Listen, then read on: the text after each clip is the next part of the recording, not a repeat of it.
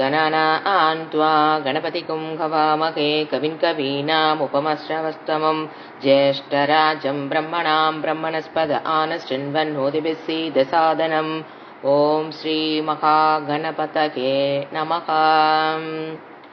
ஓம் மீனாட்சி பஞ்சரத்னம்.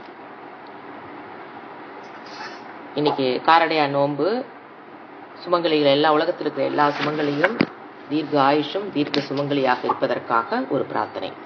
மீனாட்சி பஞ்சரத்னம். ஓம் உத்யத்பானு சகஸ்ரகோடிசத்ருஷாம் केयूरहारोज्ज्वलां बिम्बोष्टिं स्मितदन्तपङ्क्तिरुचिरां पीताम्बरालङ्कृतां विष्णुब्रह्मसुरेन्द्रसेवितपदां तत्त्वस्वरूपां शिवां मीनाक्षीं प्रणतोऽस्मि सन्ततमहं कारुण्यवारां निधिं मुक्ताकारलसत्किरीटरुचिरां पूर्णेन्दुवक्त्रप्रभां सिञ्चन्नूपुरकिङ्किणीमणिधरां पद्मप्रभाभासुरां सर्वाभीष्टफलप्रदां गिरिसुधां वाणीरमासेवितां मीनाक्षीं प्रणतोऽस्मि सन्ततमहं कारुण्यवारां निधिं श्रीविद्यां शिववामपाकनिलयां ह्रीङ्कारमन्त्रोज्ज्वलां श्रीचक्राङ्कितबिन्दुमध्यवसतिं श्रीमत्सभानायिकां श्रीमच्छण्मुखविघ्नराजजननीं श्रीमज्जगन्मोहिनीं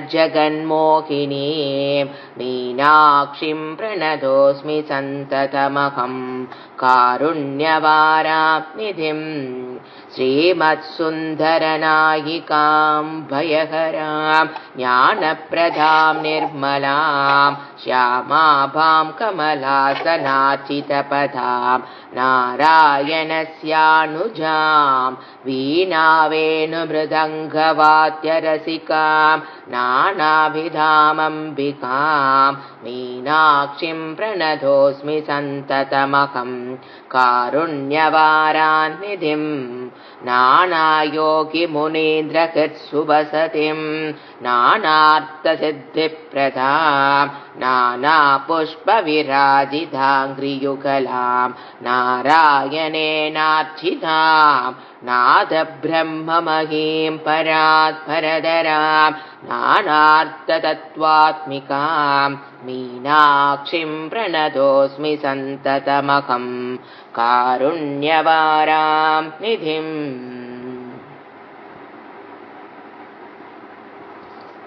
ஓம் ஸ்ருதி ஸ்மிருதி புராணானாம் ஆலயம் கருணாலயம் நமாமி பகவத்பாதம் சங்கரம் லோகசங்கரம் சங்கரம் சங்கராச்சாரியம் கேசவம் பாதராயணம் சூத்ரபாஷ்யகிருதோ வந்தே பகவந்தः புனः புனः நிதகே சர்வவித்யானாம் விஜஷே பவரோக்கினாம் குரவே சர்வலோகானாம் தக்ஷிணாமூர்த்தகே நமः.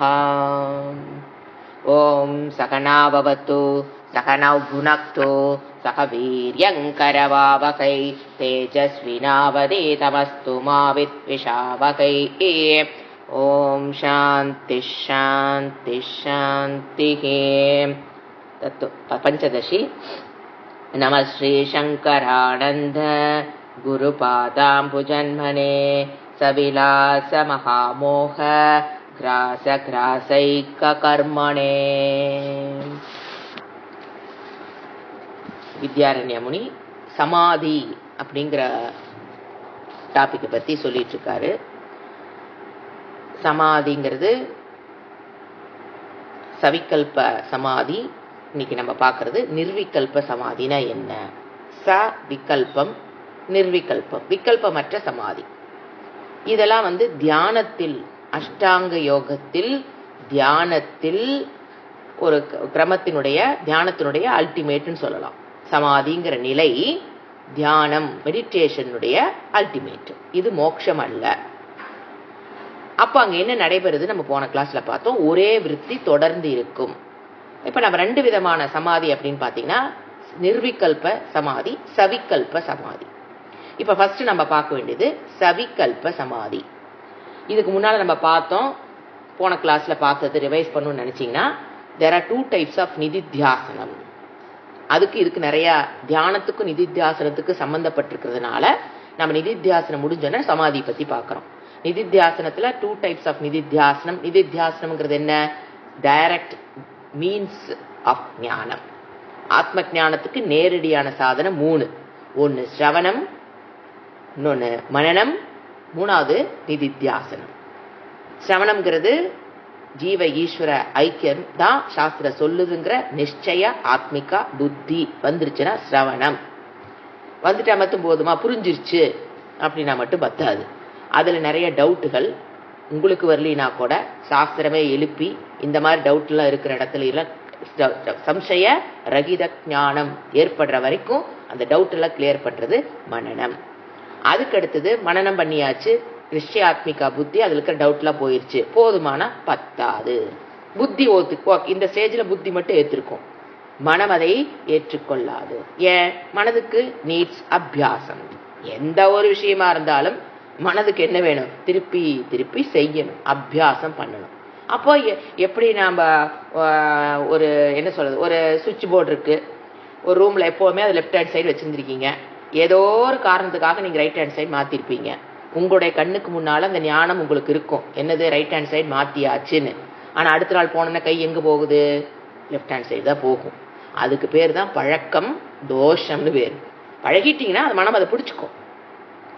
அப்புறமேல் சே அப்படின்னு சொல்லி திருப்பி நாம ரைட். இது எத்தனை நாளைக்கு? 2 நாளைக்கு 3 நாளைக்கு போராட்டம் வரலாம். அந்த மாதிரி ஒரு சுவிட்ச் போர்டுக்கே நம்ம பழகுனது நம்மளால மாத்திரக்கு கொஞ்சம் டைம் ஆகுதுன்னா, நான் இந்த சரீரம்னு எடுத்துக்கிட்டு வாழ்ந்தது எத்தனை காலம்? கோடான கோடி ஜென்மம், கோடான கோடி வருஷம்.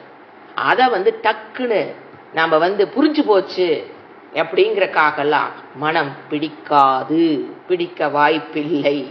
So it needs நிதித்தியாசனம், dwelling in the subject matter, what you have understood. புரிஞ்சு போச்சு, what you have understood, but you have to dwell. எதுக்குங்க dwelling?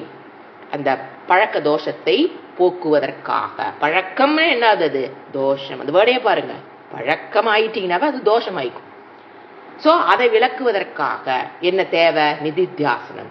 ஞானத்தை பெற்றதுக்கு அப்புறம் அந்த ஞானத்தினுடைய பலனை பெறுவதற்கு நிதித்தியாசனம். அதான் dwelling in the subject matter. அதுல 2 டைப் ஆஃப் நிதித்தியாசனம் பார்த்தோம். ஒன்னு சாமானிய நிதித்தியாசனம் சொல்லுவோம். அது உலக மக்கள் அனைவருக்கும் என்ன சரீர அபிமானம் இருக்கு, அந்த தோஷம் போக்குறதுங்கிறது அது ரொம்ப கொஞ்சம் ஈஸியானது கூட. அது வகுப்புகள் நீங்க கேட்க கேட்க அது தானாக நடைபெறும், சொல்லிட்டுலாம் நடைபெறாது, தானாக நடைபெறும். சாதாரண நிதித்தியாசனம், சாமானிய நிதித்தியாசனம். ஆனா அந்த விசேஷ நிதித்தியாசனம் தேவைப்படுது. அது இண்டிவிஜுவலுக்கு தகுந்த மாதிரி மாறும். அவங்க ஆழ்மனதில் எது ரொம்ப பதிஞ்சிருக்கோ, ஆழமான பதிவு, அது சின்ன வயசுல ஏற்பட்ட துக்கம், இழப்பு, சாப்பாட்டுக்கு இல்லாத வறுமை, எது வேணா இருக்கலாம். அது சின்ன வயசுல ஆழமா பதிஞ்சிருக்கும். அது என்னன்னு முதல்ல கண்டுபிடிக்கணும். எது எல்லாத்துக்குள்ளேயும் இருக்கும், அது டிஃபரெண்டா இருக்கும், அவ்வளவுதான் வித்தியாசம்.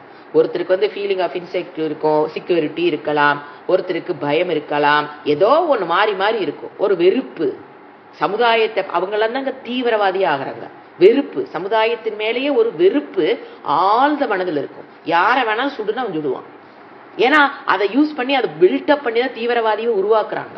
அவனுக்குள்ள இருக்கிற அந்த கஷ்டத்தை, ஏன்னா கண்டிப்பா சோத்துக்கு இல்லாம கஷ்டப்பட்டிருக்கான், வறுமையில் இருக்கிற பையனை பாத்தீங்கன்னா அவனுக்கு கண்டிப்பா ஆழ்மனதில் சொசைட்டி பார்த்தா ஒரு வெறுப்பு இருக்கும். அதை பயன்படுத்தினாத்தான் அவன் என்னவா ஆகிறான், அதை பூஸ்டப் பண்ணும்போது அவன் தீவிரவாதி ஆகிறான்.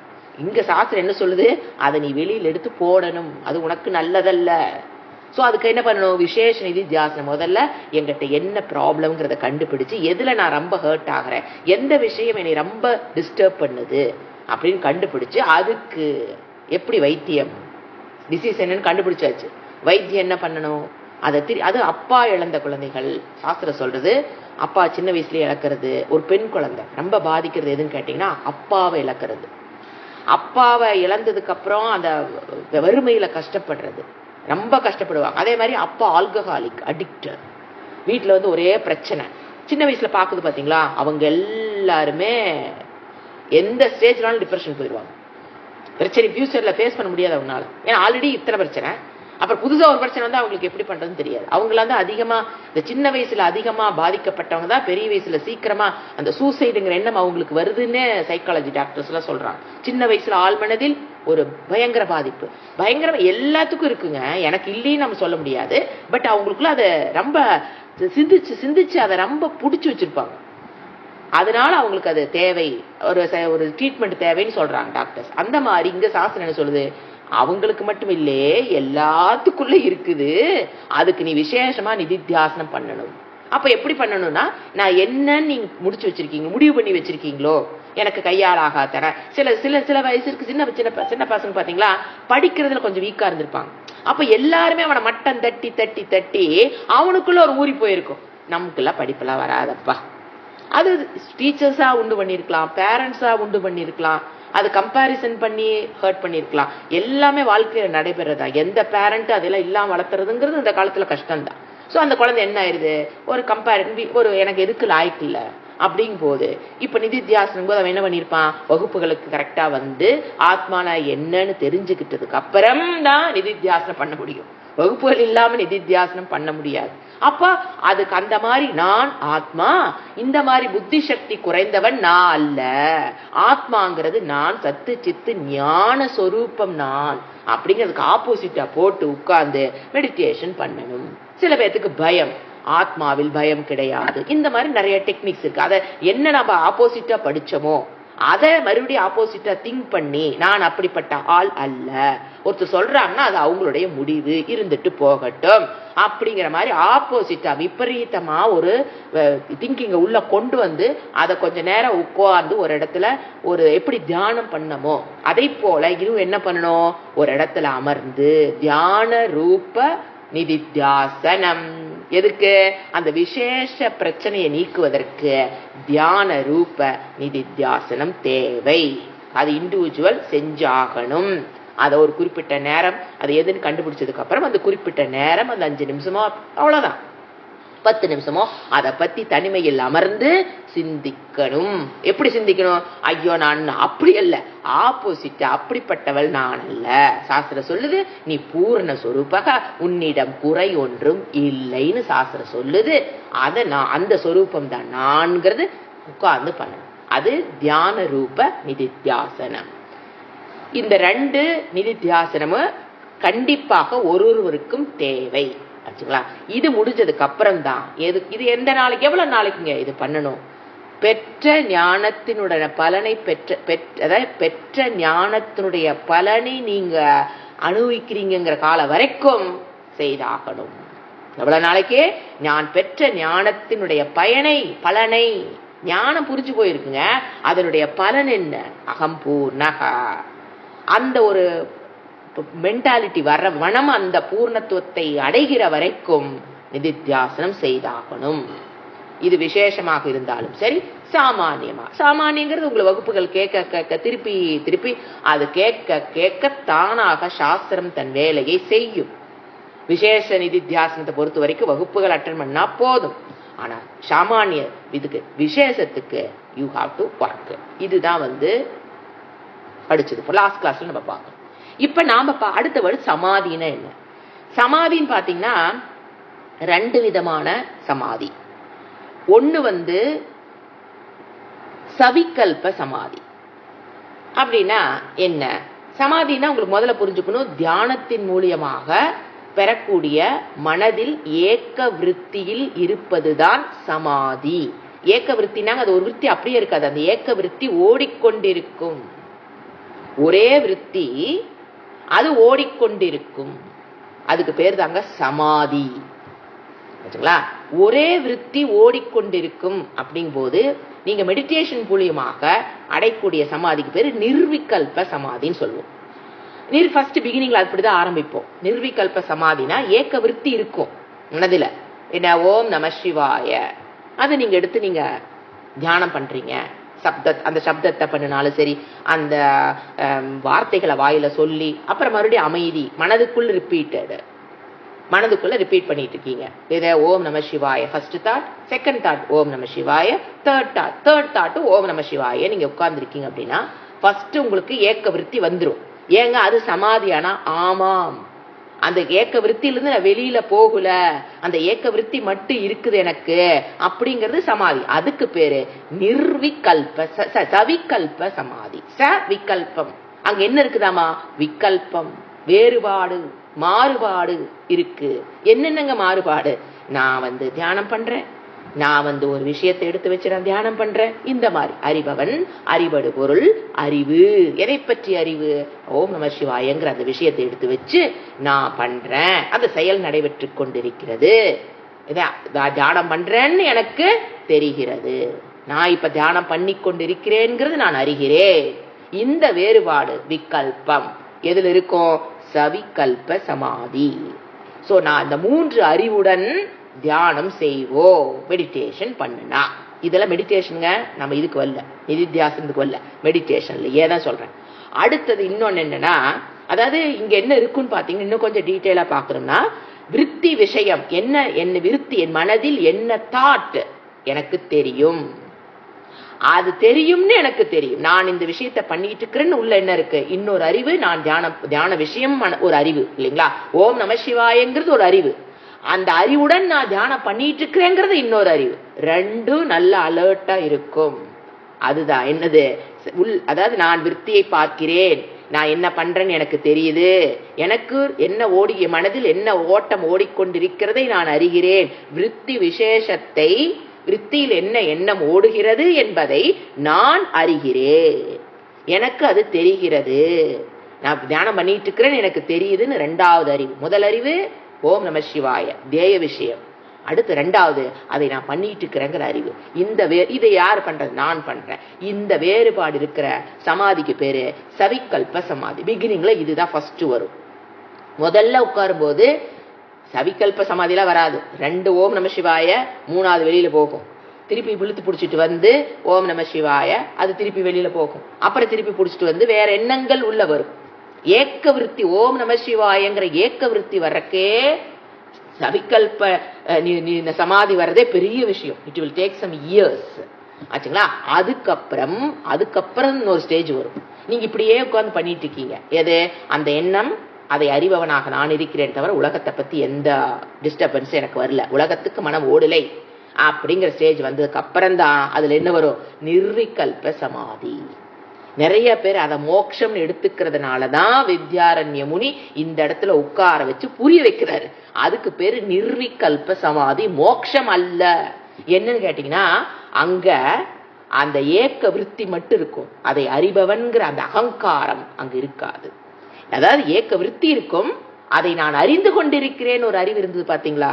இதுல சவிகல்ப சமாதியில அது இருக்காது. அது எப்படிங்க இருக்கும்? அதை அனுபவிச்சா மட்டும்தான் தெரியும். அது நிர்விகல்ப சமாதி. ஓம் நம சிவாயங்கிற அந்த சப்தத்தை நீங்க மெடிடேஷன் பண்ணீங்கன்னா அந்த சப்தத்தில் மட்டும் நிற்பீர்கள். அதை நான் செய்யறேனோ, இதை நான் அறிகிறேனோ, எந்த அறிவும் இருக்காது. ஏக்க விருத்தி எந்தவித முயற்சியும் இல்லாமல் நடைபெற்று கொண்டிருக்கும். எது? நிர்விகல்ப சமாதிக்குள்ள நீங்க போயிட்டீங்கன்னா வித்தவுட் எனி பிரயத்தனம், நோ நீட் ஆஃப் எஃபர்ட், எந்த முயற்சியும் தேவையில்லை. அது ஏக்க விருத்தி ஓடிக்கிட்டு இருக்கும். அதுக்கு முன்னால நீங்க முயற்சி பண்ணி தான் புடிச்சு வந்திருப்பீங்க. பிகினிங்ல எப்படி இருப்பீங்க? ஓம் நம சிவாய 2 சொல்லுவீங்க, அது வெளியில போகச்சா, வா தியானத்துல உட்காரு, நம்ம இங்க கொண்டு நினைக்கிறியே, ஐயா மத்தியானம் என்ன சொல்லலாம், சாலையில என்ன பண்ணலாம், நாளைக்கு நம்மள லேடிஸ்க்கு வேற என்ன, இந்த பொருள் வாங்கிட்டோமா, அந்த பொருள் வாங்கிட்டோமா, மத்தியானம் என்ன சமைக்கலாம், இது அதில் போடலாமா, அதை இதில் போடலாமா, இப்படி போகும். அப்புறம் திரும்பி எழுதிட்டு ஓம் நம சிவாய, ஓம் நம, திருப்பி ஐயோ மோட்டர் போட்டோமா, தண்ணி light off, current bill cut, இப்படி அப்புறம் மறுபடியும் இழுத்துட்டு வருவோம். இதுதான் ஃபர்ஸ்ட் நடைபெறும். இதுக்கு பேரு தியானம்னு பேரு. இதெல்லாம் சமாதி இல்லை, இதுதான் தியானமே. அடுத்ததுதான் எங்க வருவோம்? அந்த என்ன விருத்தியில நின்னமோ அதுல நின்றுட்டு இருப்போம். அதுக்கு பேரு சவிக்க. ஆனா நான் அந்த மாதிரி நின்றுட்டு இருக்கிறேங்கிறது எனக்கு தெரியும். அந்த அலர்ட் மைண்டோட வேலை செஞ்சுட்டு இருப்போம். அதுக்கு பேரு சவிகல்ப சமாதி. இதெல்லாம் வெளியில ஏற்படுகின்ற மாற்றம் அல்ல. ஒருத்தர் தியானம் பண்றாங்கன்னா அவங்க எதுல இருக்காங்களோ நமக்கு தெரியாது. அது அவங்கவுங்க இண்டிவிஜுவலுக்கு மட்டும்தான் தெரியும். அவங்க தியானம் பண்றாங்களா, சவிகல்ப சமாதியில் இருக்கிறாங்களா, நிர்விகல்ப சமாதியில் இருக்கிறாங்களான்னு அவங்களுக்கு மட்டும்தான் தெரியும். ஆச்சுங்களா? இப்ப அடுத்தது என்ன சொன்ன? நிர்விகல்ப சமாதினா எதுவும் தெரியாது, விஷயம் மட்டும் ஓடிக்கிட்டு இருக்கும், ஏக்க விருத்தி, அது எந்தவித முயற்சியும் இல்லாமல். அதனாலதான் அவங்க என்ன நினைச்சுக்கிறாங்க, அது மோட்சம் நினைச்சுக்கிறாங்க. ஏன் எந்தவித முயற்சியும் இல்லாமல் தானா அது நடவு. அந்த ஒரு குறிப்பிட்ட நேரம் வரைக்கும் அவங்களுடைய இவ்வளவு நாள் செஞ்ச தியானத்தினுடைய பலனாக அதுக்கு சாஸ்திரம் சொல்லும், அந்த நிர்விகல்ப சமாதி வர்றதுக்கு 2 ரீசன். எப்படி அது முயற்சி இல்லாமல் அதுல ஓடுது எண்ணம், ஏக்க விருத்தியிலே எப்படி இருக்குதுன்னு கேட்டீங்கன்னா, ஃபர்ஸ்ட் சொல்லும் புண்ணியம். ஃபர்ஸ்ட் ரீசன் அதிருஷ்டம். ஏன் அப்படி அவங்களால இருக்க முடியுதுன்னு கேட்டீங்கன்னா, அவங்க செஞ்ச புண்ணியம், அதனால அவங்களால இருக்க முடியுதுன்னு ஃபர்ஸ்ட் சொல்லிடும். 2வது எத்தனை நாள பண்ணின முயற்சி உன்னை அதுல ஓட வைக்கும் அப்படின்னு சொல்லும். அவ்வளவு நாள செஞ்ச முயற்சி உன்னை கொஞ்சம் தூரத்துக்கு ஓட வைக்கும். உன்னுடைய முயற்சி இல்லாமலே கொஞ்சம் தூரத்துக்கு ஓட. இது பிராக்டிக்கல் நம்ம பார்க்கலாம். உன்னை செஞ்சு பழகிட்டு வச்சுக்கங்களேன். நம்மளோட முயற்சி இல்லாம சில பேர் பாருங்க கார் ஓட்டிட்டு இருப்பாங்க. ஃபர்ஸ்ட் கார் ஓட்டும் போது கம்பளம் ஃபுல்லா எக்ஸலேட்டர், பிரேக்கு, ஸ்டேரிங்கு, ரோடு பாக்குறதா, லெப்ட் பாக்குறதா, ரைட்ல வரா, மனசு ஃபுல்லா கார் ஓட்டுறத தவிர வேற எந்த எண்ணமும் நம்மளால நினைக்க முடியாது. பக்கத்துல யாரும் பேச உசுன்ட்டு ஓடிக்கிட்டு இருக்கணும். அந்த அளவுக்கு நம்ம கவனமா தான் பழகிறோம். பழகினதுக்கு அப்புறம் பாருங்க அது என்ன பண்றாங்க. அவங்க பாட்டுக்கு ஒரு பிசினஸ், ஒரு ஊர்ல இருந்து ஒரு ஊருக்கு போற பாத்தீங்கன்னா பிசினஸே பண்ணி முடிச்சிடறாங்க. காதுல போனு பிசினஸ் பாட்டுக்கு போயிடாது. இப்பெல்லாம் காதுல வேற வைக்க தேவையில்லை. எடுத்து மாட்டினாங்கன்னா அது பேசிக்கிட்டே அந்த பிசினஸையும் பண்ணிக்கிறாங்க. அப்ப கார் ஓட்டுறது எப்படி ஆச்சு? அவங்களுடைய முயற்சி இல்லாமல் அது எப்படி தானா போகுதோ அதை போல அது எல்லா இதுலயும் அப்படித்தான் தானா அது பாட்டுக்கு. அதுவும் இந்த வேத நீங்க அந்த இது என்ன சொல்றது, இந்த மனப்பாடம் பண்ணீங்க வச்சுக்கங்களேன், இது வேத மந்திரம் ஏதோ ஒண்ணு மனப்பாடம் பண்ணி உள்ள வச்சிருந்தீங்கன்னா நம்மள அறியாம நம்ம வாட்டுக்குள்ள சொல்லிக்கிட்டு இருப்பாத. அது நம்ம வேற ஏதோ வேலைதான் பண்ணிட்டு இருப்போம். ஓம் பத்ரங்கன்னே பேசுயாம தேவாகா. இந்த பாடசாலை பசங்களாம் அந்த மாதிரிதான் இருப்பாங்க அப்படின்னு சாஸ்திரமே சொல்லும். அதை படிச்சு தினங்கால இருந்து சாயங்காலம் வரைக்கும் மனப்பாடம் பண்ணி 15 வருஷம் 14 வருஷத்துக்கு அவனுக்கு அதை தவிர வேற வேலையே கிடையாது. தினம் 2 கிளாஸ் 3 கிளாஸ் போட்டு உட்கார்ந்து மனப்பாடம் பண்ணு. அது ஒரு லைன் சொல்லி கொடுப்பாங்க, அது 11 தடவை சொல்லுவாங்க. அடுத்து மனப்பாடம் பண்ணாதான் அடுத்த லைனுக்கே போவாங்க. இப்ப நம்மள மாதிரி எல்லாம் சொல்லி கொடுக்க மாட்டாங்க. அப்ப அதுலயே ஊறி அவன் நடக்கும் போதும் ஓம் பத்ரங்கன்னே பேசுயாம தேவாகா அது உள்ள ஓடிக்கிட்டே இருக்குமாமா. பியூட்டிஃபுல் திங் அது. அந்த அளவுக்கு எப்படி தானா பிரயத்தனமே இல்லாம உன்னை மனப்பாடம் பண்ணிட்டா வருதா இல்லையா? என்ன முயற்சி பண்றோம்? அடுத்தது இது சொல்லணும் நாம் சொல்றோம். அது வாட்டுக்கு வரும். மனப்பாடம் பண்ணதுக்கு அப்புறம் பாத்தீங்கன்னா அது வாட்டுக்கு ஃப்ளோ ஆயிட்டு இருக்கும். நாம அதை கவனிச்சுக்கிட்டு தான் இருப்போம், என்ன ஓடிக்கிட்டு இருக்குது வாயிலிருந்து. அந்த ஸ்டேஜ் அத மாதிரிதான் இது தியானமும் அந்த நிர்விகல்ப சமாதி. நீங்க கன்ஃபியூஸ் ஆகிக்க வேண்டாம். ஏன்னா எந்தவித முயற்சியும் இல்லாம, ஏன் முயற்சி பண்ற ஆள் இல்ல அங்க? 4 ஆள் அங்க இல்ல. இருந்தா தானே அவன் முயற்சி பண்றான். அகங்காரம் நான் இந்த தியானத்தை பண்றேங்கிற ஒரு ஆளே இல்லாத போது யார் அங்க முயற்சி பண்றது? முயற்சி பண்றவங்க யாரும் கிடையாது. ஆனாலும் அது எப்படி ஓடுதுன்னா, முதல்ல செஞ்ச அந்த முயற்சியினுடைய ஓட்டம் கொஞ்ச நாளைக்கு அது என்ன, கொஞ்ச நேரத்துக்கு, இதெல்லாம் ஃபியூ மினிட்ஸ்க்கு நடக்கக்கூடிய விஷயம். Maybe 15 minutes, half an hour, அவ்வளவுதான் அதுல இருக்க முடியும். அது அவங்களுடைய தியான சக்தியை பொறுத்தது. புரிஞ்சுங்களா? இதுதான் 2 சமாதி தியானத்தில் இருக்கக்கூடிய விஷயம். இப்போ இங்க இவரே என்ன பண்றாரு, எப்படி ஒரு எண்ணம் இருந்தது. இப்ப நான் சொல்லிட்டேன் ஒரு எண்ணம் இருக்குது அந்த இடத்துல அப்படின்னா, சமாதியில் ஒரு எண்ணம் மட்டும்தான் இருந்தது அப்படிங்கறத அவர் எடுத்து வச்சு விசாரம் பண்றாரு வித்யாரண்ய முனி. என்ன சொல்றாரு, அந்த நேரத்துல அதை நம்ம சொல்ல முடியாது. எப்போ அந்த ஏக்க விருத்தியில் மனம் இருக்கிற ஸ்டேஜ்ல நான் ஒரு எண்ணத்தோட உட்கார்ந்துட்டு இருந்தேன்னு சொன்னானா அவன் அந்த நிர்விகல்ப சமாதியில் இல்லைன்னு அர்த்தம் ஆச்சுங்களா. ஆனா எப்படி அவன் எப்படி நமக்கு அவனுக்கு தெரியுது? எழுந்ததற்கு பிறகு, சமாதியிலிருந்து எழுந்ததற்கு பிறகு அவனுடைய மனம் சொல்லுது, இதுவரைக்கும் நான் ஒரு ஏக்க விருத்தியில் இருந்திருக்கேன். அப்ப என்ன நடந்திருக்கணும்? உன்னை யூகிக்கணும், உன்னை ஞாபகப்படுத்திக்கணும். நம்ம புத்தி உன்னை ஞாபகப்படுத்துது அப்படின்னா அதற்கு முன்னால எந்த ஒரு அனுபவம் ஏற்பட்டு இருந்தா மட்டும்தான் புத்தி என்ன பண்ணும்? ஞாபகப்படுத்தும். ஏதோ ஒரு அனுபவம் ஏற்றுக்கணும்.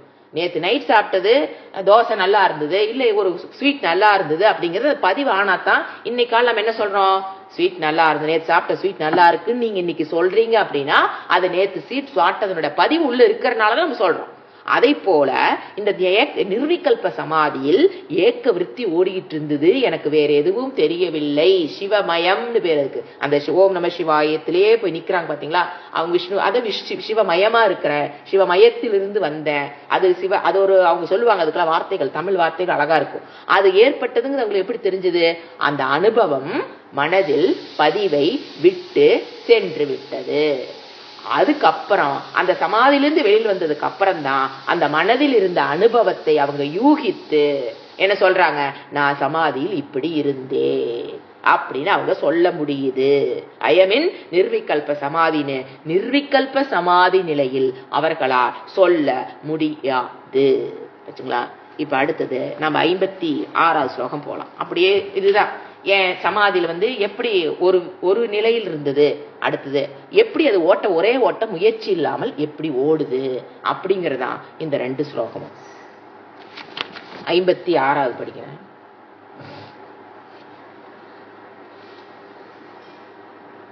விருத்தஸ்யஸ்து ததானீம் அஜ்ஞாதா, நீம் போட்டு இதானிம், அது தத்து இதானிம், அடுத்த வேர்டு அஜ்ஞாதா.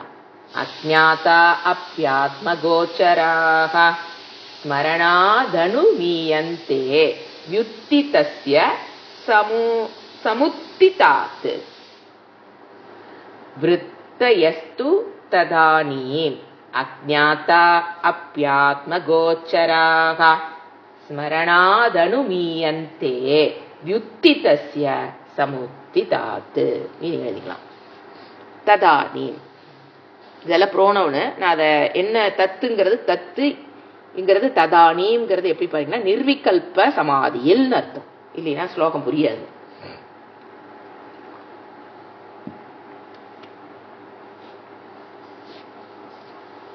அதாவது இப்ப என்ன இந்த ஸ்லோகத்துல என்ன அவரு கன்ஃபார்ம் பண்றாருன்னா, நிர்விகல்ப சமாதிங்கிற ஒரு ஸ்டேஜ்ல விருத்திகள் இருக்கிறதா இல்லையா?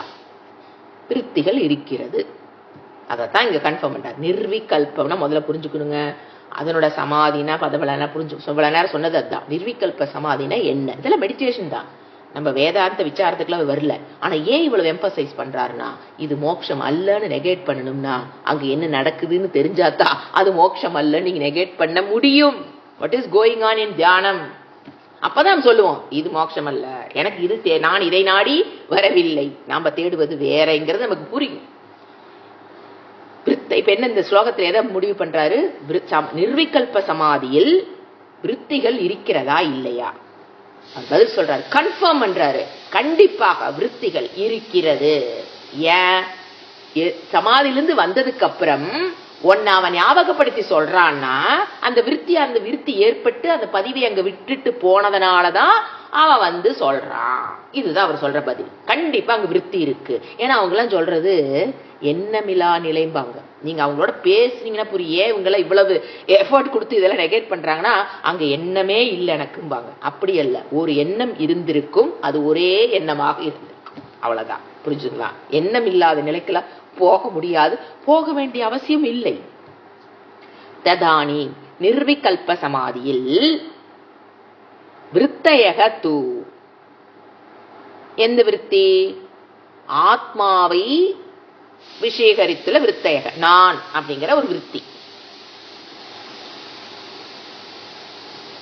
அந்த நிர்விகல்ப சமாதியில நான்கிற விருத்தி அங்க கிடையாது. அப்படித்தானே? நான் இதை செய்கிறேன் அப்படிங்கிற அகங்காரம் அங்க கிடையாது. அந்த விருத்தி மட்டும் இருக்குங்க, அங்க நான்கிற அந்த எண்ணமே இருக்காது. அதனால அவங்க நினைச்சுக்கிறாங்க அது மோட்சம். ஆனா அவர் என்ன சொல்றாரு? நான் இது விருத்தேக, ஆத்மாவை பற்றிய நான்கிற உள்ள அந்த நான்கிற ஒரு விருத்தி,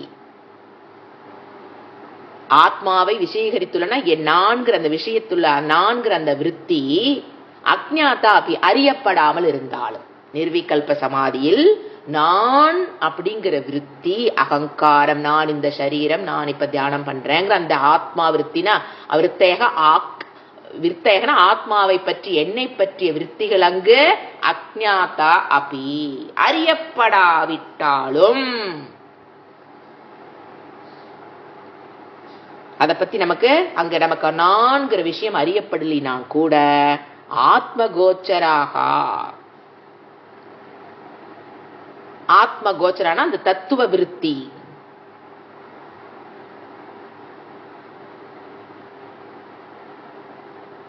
என்ன நடந்துட்டுங்கிற அந்த விருத்தி ஆத்ம கோச்சராக யுக்திதஸ்ய அஜ்ஞாதா அறியப்படாமல் இருந்தாலும், நான்கிற எண்ணம் அறியப்படாமல் இருந்த எண்ணம்னா தாட்டு, அது அங்கு இல்லைனாலும் யுக்திதஸ்ய, யுக்தினா எழுதுகிறது, அது சமாதியிலிருந்து எழுந்தவருக்கு, வியுத்திதஸ்ய அந்த புருஷஸ்ய, தியானம் பண்ணிட்டு இருக்கிற அந்த புருஷஸ்ய, வியுத்திதஸ்ய எழுந்தவருடைய, எதிலிருந்து? நிர்விகல்ப சமாதியிலிருந்து எழுந்தவருக்கு என்ன தோணுது? எழுந்திருச்சோன்னு என்ன சொல்றாரு? நிர்விகல்பம் முடிஞ்சு வெளியில வந்தோன்னு என்ன சொல்றாரு? சமுத்திதாத்து ஸ்மரணாத்து, ஸ்மரணம். சமுத்திதாத்து எப்படிப்பட்ட ஸ்மரணம்? எப்படி இருக்குதாமா? அதாவது இந்த உலகத்தை, அதாவது ஸ்மரணம்னா நினைவில் தோன்றுகின்ற, எழுந்தவருக்கு சமுத்திதாத்துனா தோன்றுகின்றன்னு அர்த்தம். அவருக்கு தோன்றுகின்ற, அவருக்கு ஏற்படுகின்ற நினைவு. ஸ்மரணம் என்ன? நினைவிலிருந்து அவருக்கு தோன்றுகின்ற, அவருக்கு ஏற்படுகின்ற சமுத்திதாத்து. அது அட்ஜெக்டிவ். எதுக்கு? ஸ்மரணாத்து. அந்த ஸ்மரணத்துக்கு அது அட்ஜெக்டிவ் எடுத்துக்கணும். அந்த நினைவிலிருந்து அவைகள் அணுமீயந்தே, அணுமியன யூகிக்கப்படுகின்றது. Inferred. It is inferred. What is inferred? There was a vritti. There was a vritti in nirvikalpa samadhi is inferred.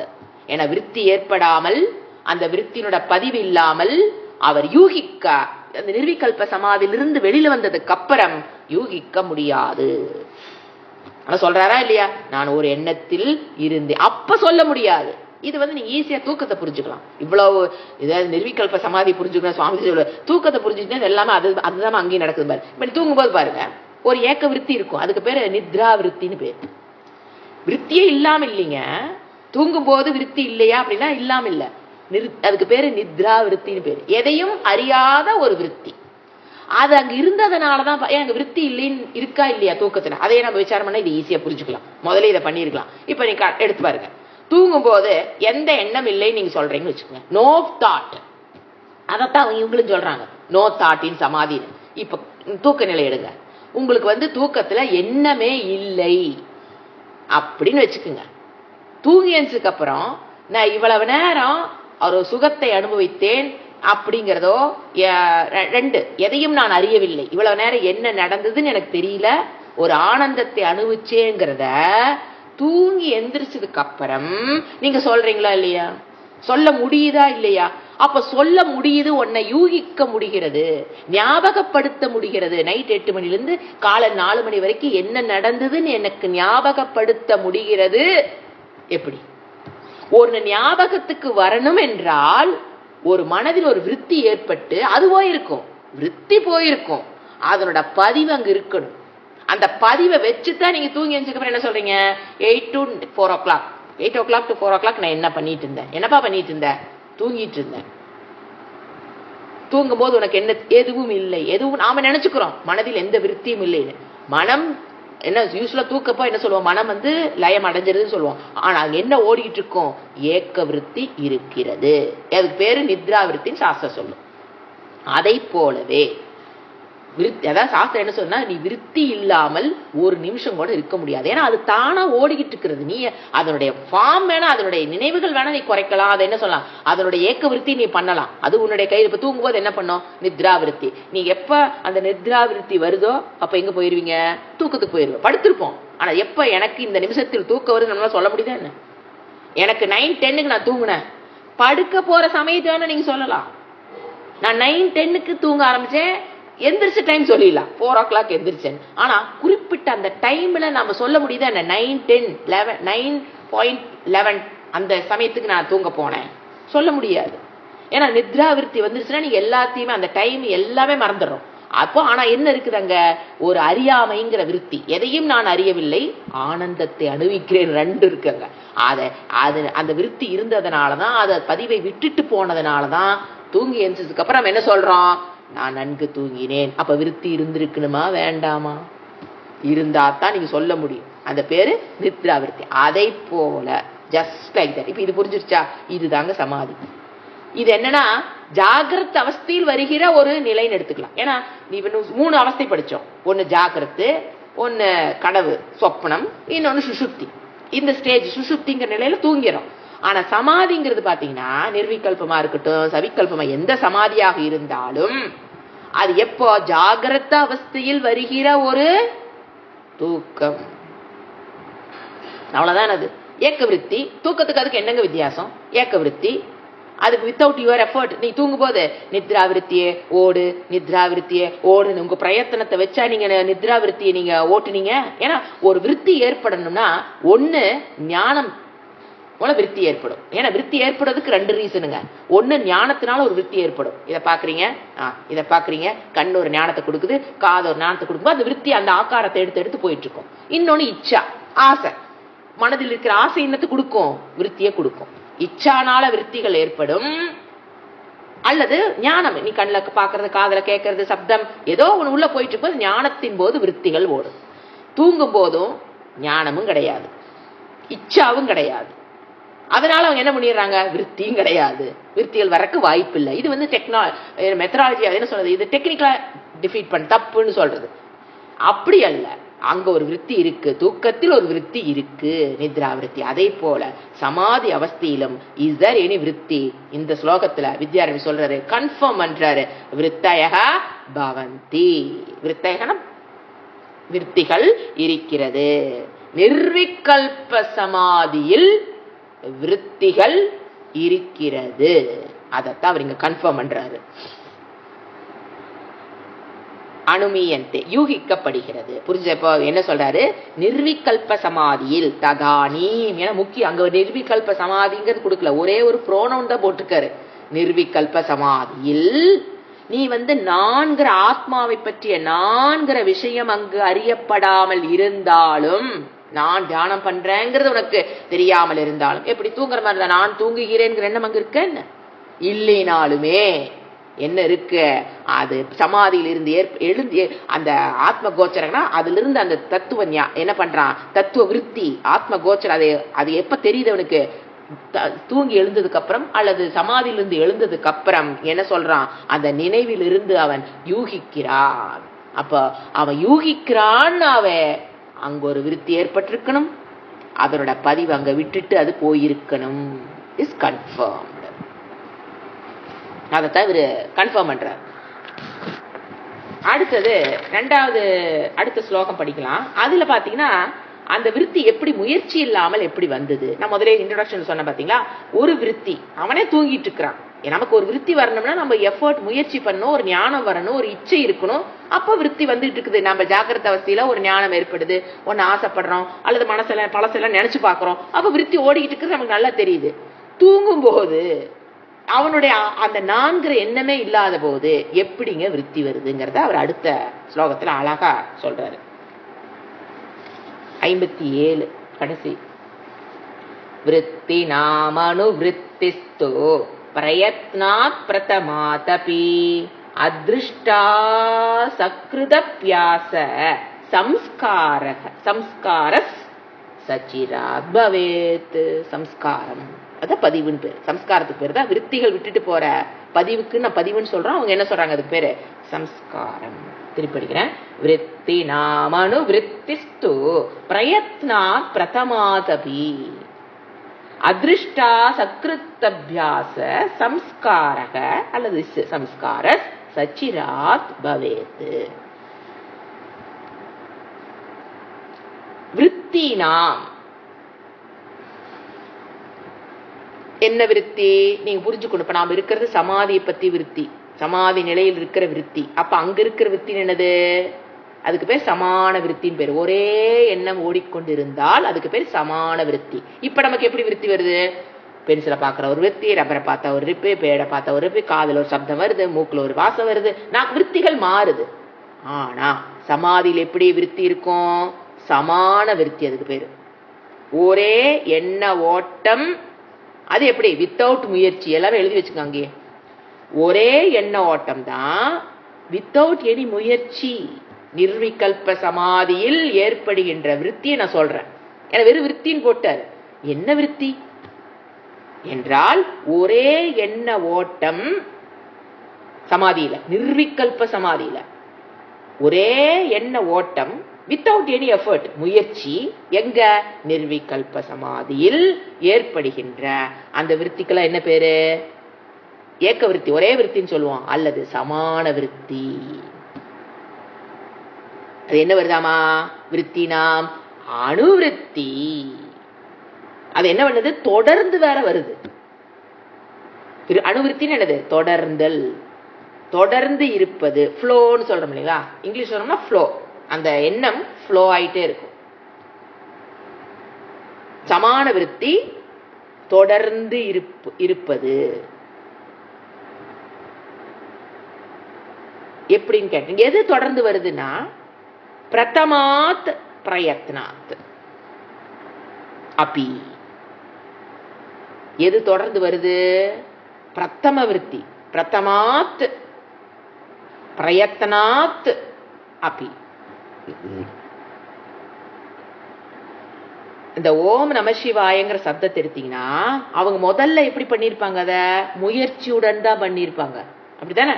ஓம் நம சிவாய, முயற்சி முயற்சி முயற்சி. First thought, second thought, third thought, fourth thought அப்படின்னு அவங்க பிரதமம், முதலில், இந்த நிலைக்கு வர்றதுக்கு முன்னாலேன்னு அர்த்தம். பிரதமாத் பிரயத்தனாத். அந்த ஓம் நம சிவாய முயற்சினாலதான் வந்தது, முயற்சி இல்லாம அவங்க வரல. சோ முதலில் தொடர்ந்து முயற்சி செய்ததால் ஒரு சப்தத்தையோ ஒரு விஷயத்தையோ முதலில் பிரதமாத், பிரதம்னா ஃபர்ஸ்ட் அர்த்தம், இங்க முதலில் தொடர்ந்து பிரயத்தனம் முயற்சி செய்திருக்கணும். செய்ததால் அப்பி, அதனால அது எப்படி அப்படி தொடர்ந்து வர முடியுது? ரெண்டு காரணம். ஒண்ணு, அடுத்த வேர்டு அதிருஷ்டக. எப்படிங்க அது அவங்களுக்கு வந்தது? அவங்க புண்ணியம்.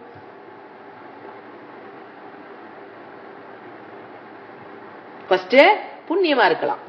ஏன் அப்படி ஒரு வேர்டு புண்ணியம் ஏற்படுது பார்த்தீங்கன்னா, ராமகிருஷ்ண பரமஹம்சர் பாத்தீங்கன்னா அவர் இந்த நிர்விகல்ப சமாதியை 12-11 வயசுல அவர் கிடைச்சது.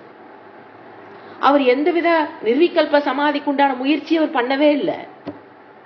அவரோட பிறப்புல பாத்தீங்கன்னா ஏங்க 12 வயசுல அவருக்கு அது ஸ்டேஜ் வருது. யோசனை பாருங்க, ஒரு இதெல்லாம் எப்ப வரும்? ஒரு குருகிட்ட போய் கத்து சவிகல்ப சமாதிக்கு ஃபர்ஸ்ட் தியானத்தை கத்து, அப்புறம் சவிகல்ப சமாதி அப்புறம் நிர்விகல்ப சமாதி தான் வரணும்.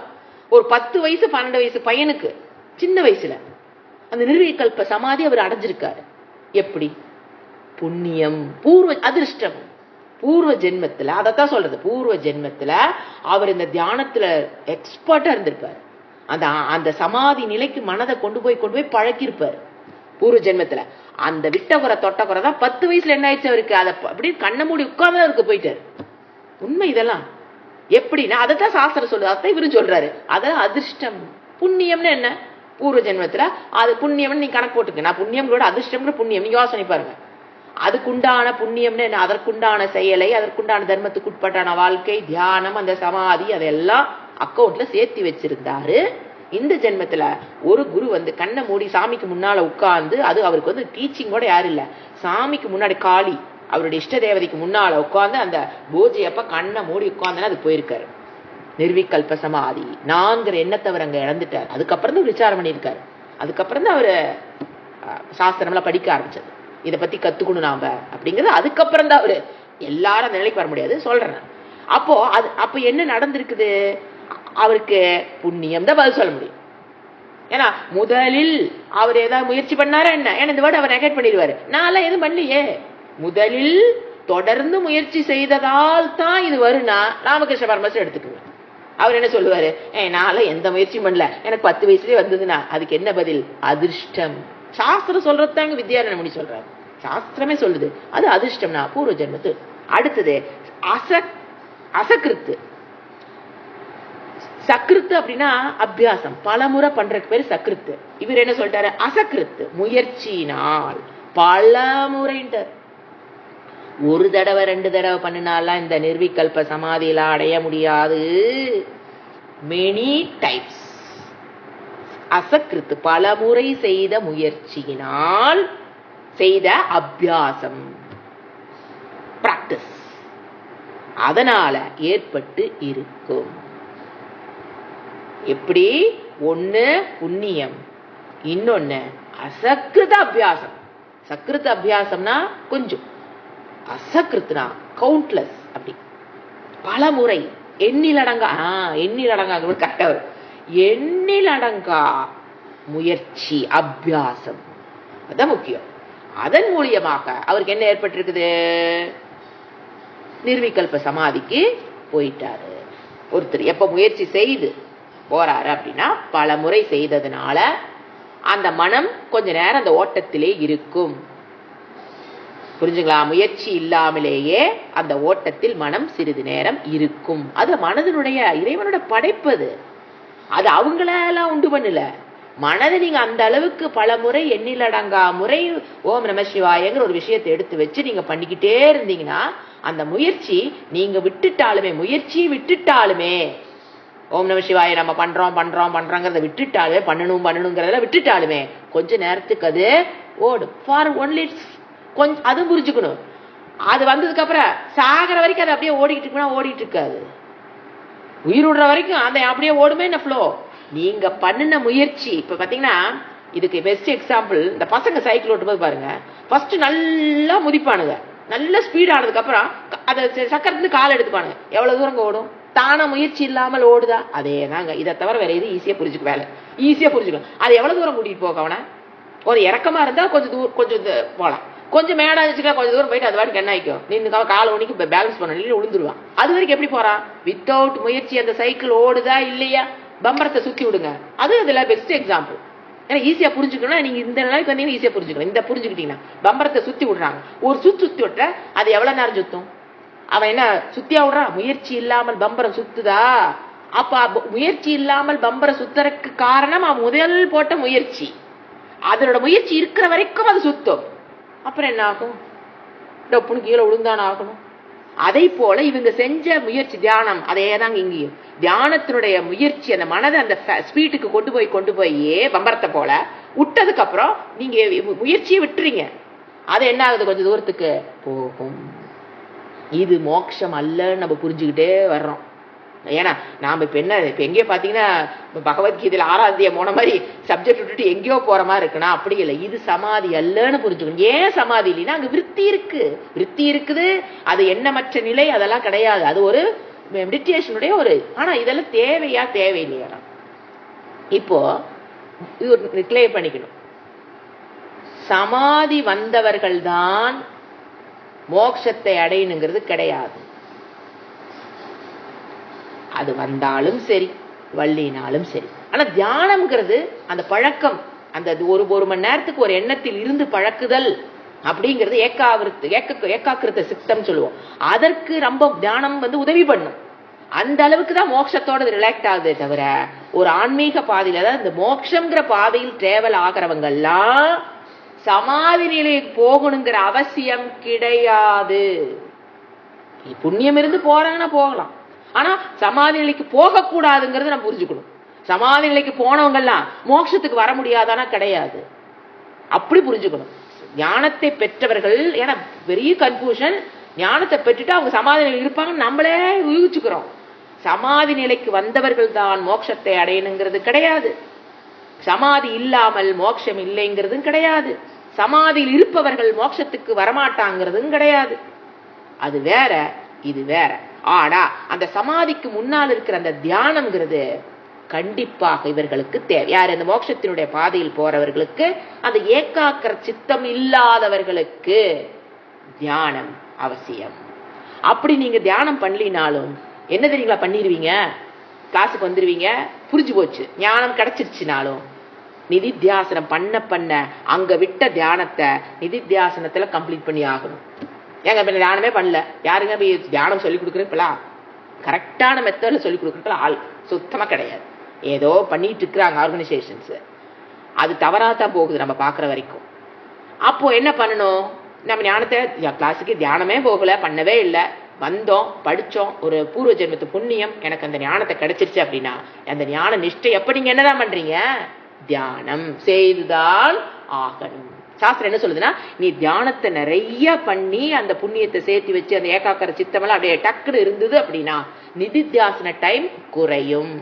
நிறைய தியானம் பண்ணவங்களுக்கு ஞானம் ஏற்பட்டதுக்கு பிறகு அந்த நிதித்தியாசனம் ஞான நிஷ்டைக்கு போகக்கூடிய அந்த டைம் குறையும். குறையுதோ குறையிலையோ, நமக்கு இப்ப நம்ம என்ன முடிவு எடுக்கணும்? நாம் எப்படியோ கிளாஸ்க்குள்ள வந்துட்டோம், அந்த ஞானத்தை பெற்றுவிட்டோம். அதுல நிக்கணும்னா இப்ப போய் நீங்க தியானம் செய்ய வேண்டிய அவசியம் இல்லை. நிதித்தியாசனம், dwelling in the subject matter. நீங்க தியானம் பண்றனாலும் தவறில்லை.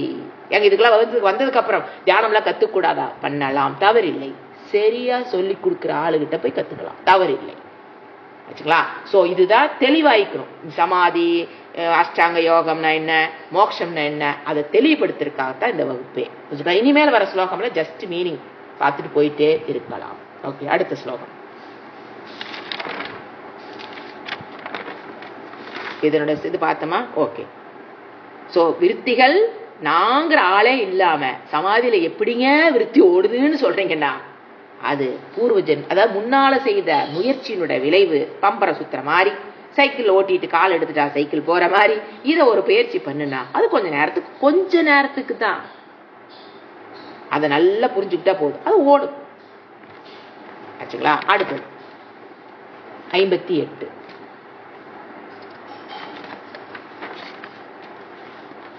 யதா தீபோ நிவாதஸ்தஹ இத்யாதிபிர நேகதா பகவானிமமேவார்த்தம் அர்ஜுனாய. பிரிச்சுக்கணும்.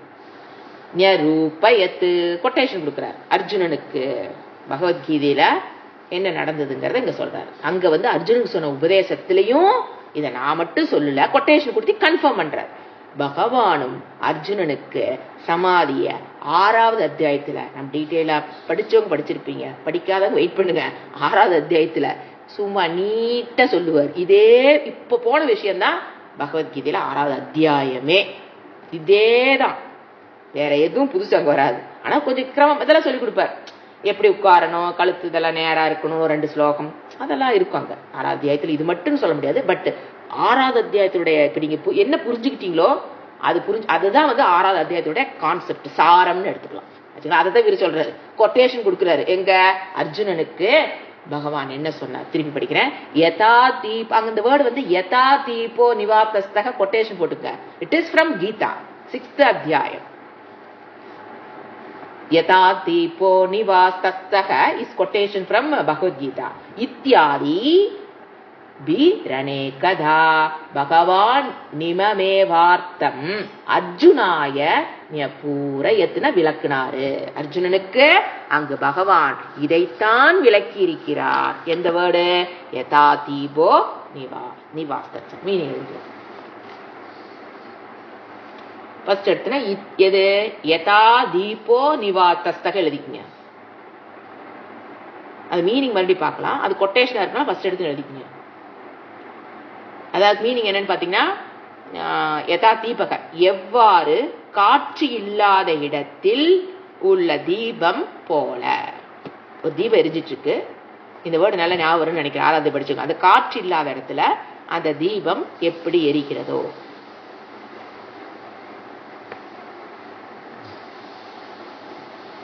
இது பகவான் கொடுக்கிற வேர்டு. காற்று இல்லாத இடத்தில் உள்ள தீபத்தை போல. இத்தியாதிபிகி என்பது முதலான கொட்டேஷன், என்பது முதலான அநேகதா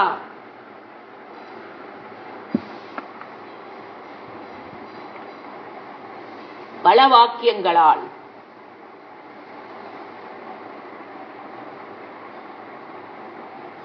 நிறைய இடத்துல அது பேசியிருக்காரு. அவரோட சொல்லிட்டாரு, 6வது அத்தியாயத்துக்கு போய் பார்த்துக்கோ, நம்ம வரும்போது அதை பார்க்கலாம். பகவான் கிருஷ்ணர் இமம் ஏவ அர்த்தம், இதே விஷயம்தான். இப்ப நான் சொன்ன பாத்தீங்களா, சவிகல்ப சமாதி, நிர்விகல்ப சமாதி, இதே விஷயத்த அதுல எப்படி ஒரே எண்ணம் ஓடுது, எப்படி ஓடுது, எல்லாத்தையும் இமமேவ அர்த்தம், இந்த விஷயத்தை தான் அர்ஜுனாய, யாருக்கு சொன்னாரு? அர்ஜுனனுக்கு. சதுர்த்தி நிரூபயத்துனா எடுத்து சொல்றது, விளக்கினார் எடுத்துக்கலாம்.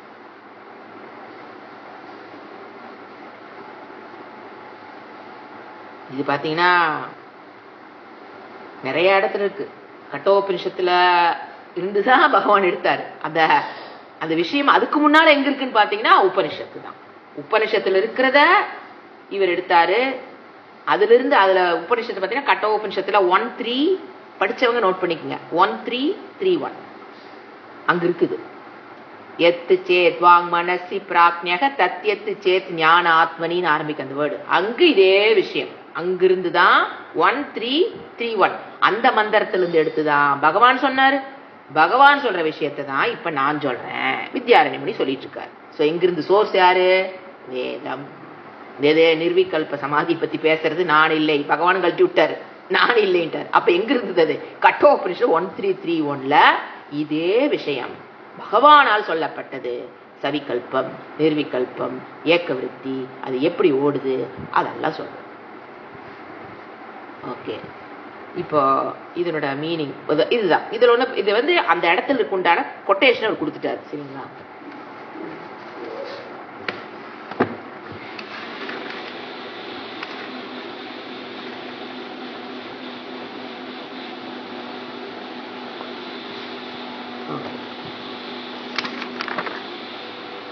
அடுத்த சொல்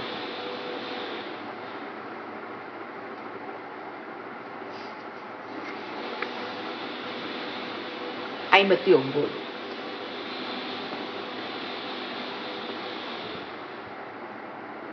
அநாதாவிக சம்சாரே சஞ்சிதா கர்ம கோட்டயः அனேன விலயை யாந்தி சுத்தோ தர்மோ விவர்ததே. அநாதாவிக சம்சாரே, அதாவது இப்ப என்ன சொல்றாரு? சமாதியினுடைய பலன் என்னன்னு சொல்றாரு. அநாதாவிக சம்சாரே சஞ்சிதா கர்ம கோட்டயः அனேன விலயை யாந்தி சுத்தோ தர்மோ விவர்ததே. மீனிங் எழுதிக்கலாம், விளக்கத்தை அடுத்த கிளாஸ் பார்க்கலாம். அநாதௌ, எது அனாதி? அனாதினா ந ஆதி அனாதி, தொடக்கமற்றதுக்கு பேரு அனாதி. அனாதியாக இந்த இக சம்சாரே, இந்த சம்சாரம் துக்கம் எப்ப ஆரம்பிச்சது? ஸ்டார்டிங் பாயிண்ட் சொல்ல முடியாது. அனாதியற்றது சம்சாரம். இக சம்சாரம்னா இந்த சம்சாரத்தில், சப்தமி, அனாதியான இந்த சம்சாரத்தில். சஞ்சிதாக கர்ம கோட்டயக, எத்தனை வச்சிருக்கோம்?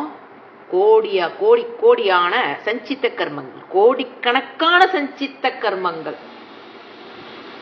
1 2 இல்லை, அதுக்கு மூட்டைன்னு சொல்லுவது பேரு. கோடிக்கணக்கான சஞ்சித கர்மங்கள்.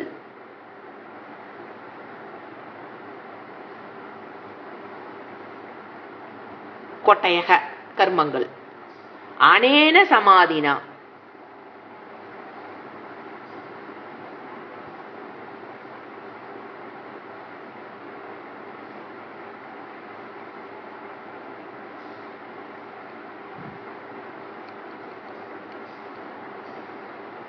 இந்த சமாதியில் விலயம் யாந்தி, இந்த இடத்துல அவர் வர்றது நிதித்தியாசனத்தின் மூலியமாக அடையக்கூடிய சமாதி. நிதித்தியாசனத்தை சொல்றார். அதன் மூலியமாக அடையக்கூடிய அந்த விருத்தி அகம் பிரம்மாஸ்மி இது விருத்தி.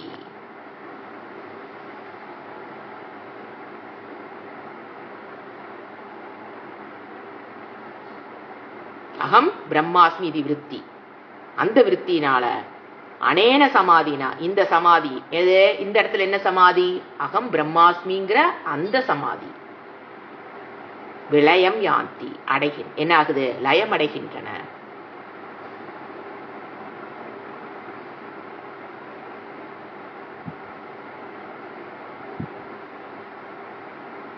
இதுக்கு நம்ம என்ன சொல்றோம்? சமாதி. இந்த சமாதி வேற, தியானத்தின் மூலியமாக அறையப்படுகின்ற எண்ணங்கள் அற்ற நிலைங்கிறது இல்லை, அது ஒரே எண்ணத்தில் இருக்கிற நிலை, அது வேற. இங்கு என்ன ஆகுது? அதேதான். சுத்த விளக்குற விலை சுத்தயக தர்மக, சுத்தக தர்மக கர்மம். இந்த இடத்துல சுத்தக தர்மங்கிறது தர்மங்கிறது கர்மம். இந்த இடத்துல என்ன தெரியுங்களா? சுத்த தர்மம்னா அகம் பிரம்மாஸ்மி இது ஞானம்னு அர்த்தம். விவர்ததே.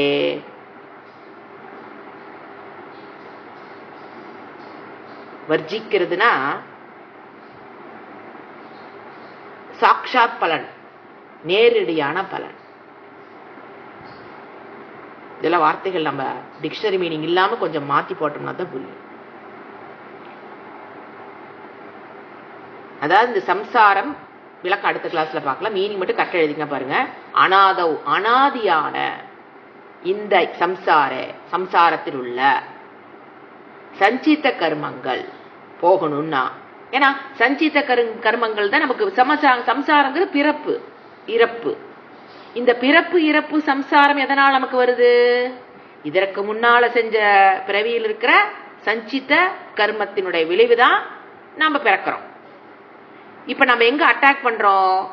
அகம் பிரம்மாஸ்மி இதி ஞானேன, அந்த ஞானத்தின் மூலியமாக நான் பிரம்மமாக இருக்கிறேன் அப்படிங்கிற அந்த ஞானத்தின் மூலியமாக நம்ம என்ன எதை அடிக்கிறோம்? சஞ்சித்த கர்மம் இல்லாமல் ஆக்கப்படும் போது, கோடிக்கணக்கான சஞ்சித்த கர்மம். ஏன் சொல்றாருன்னா அணுச்சல நீ அதை கழிக்க முடியாது.